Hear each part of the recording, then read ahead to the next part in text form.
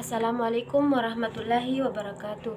Perkenalkan, nama saya Kasmiati. Saya dari Prodi Bahasa Indonesia, Program Studi Bahasa Indonesia NIM 091 058 0221 057. Baik, langsung saja saya masuk ke materi belajar mengajar.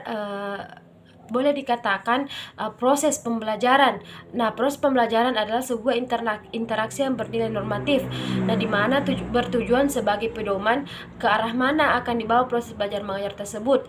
Proses belajar mengajar tersebut itu akan berhasil bila hasilnya itu mampu membawa perubahan dalam pengetahuan, pemahaman, keterampilan dan nilai-nilai yang baik pada anak didik.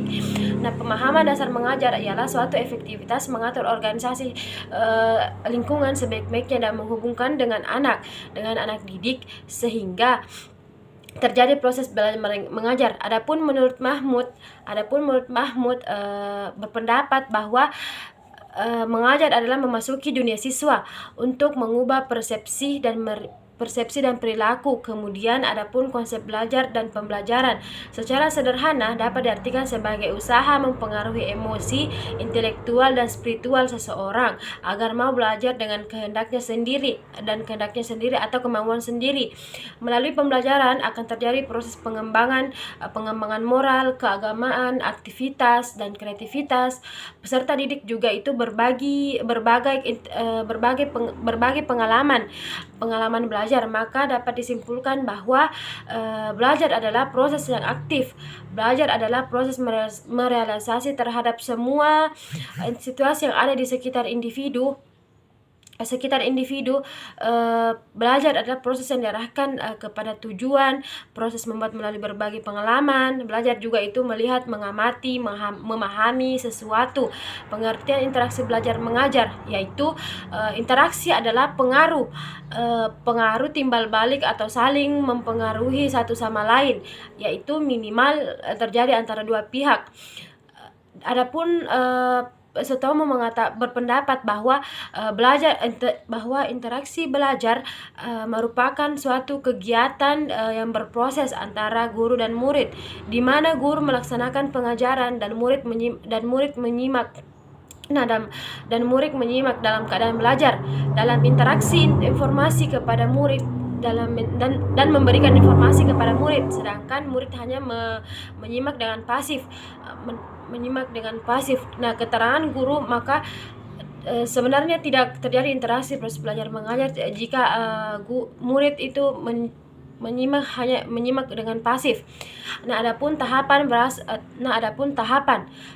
itu berasal dari kata tahap yang mendapatkan akhiran an, yang berarti tingkatan jenjang yang lebih tinggi. Jadi yang dimaksud dengan tahapan pembelajaran yaitu jenjang pembelajaran yang harus dilalui oleh seorang guru, yang meliputi tahapan pemula, tahapan pembelajaran dan tahapan penilaian tindak lanjut. Selanjutnya ada motivasi belajar. Belajar itu merupakan dorongan individu agar belajar dengan lebih baik. Motivasi belajar itu amat penting untuk mencapai kesuksesan belajar.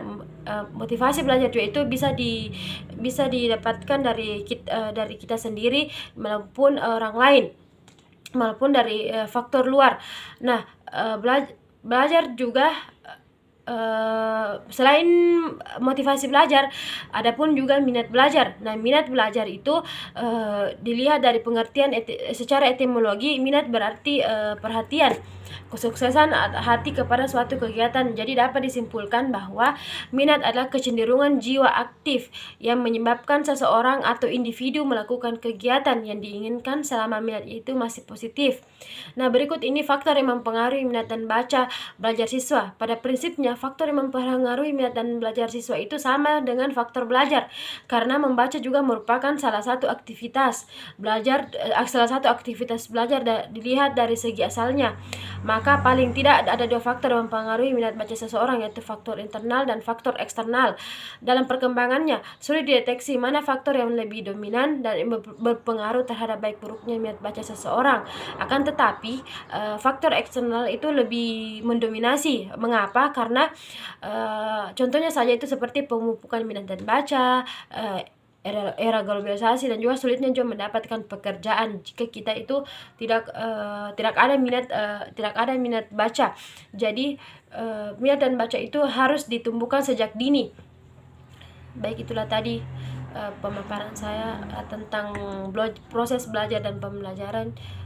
Terima kasih.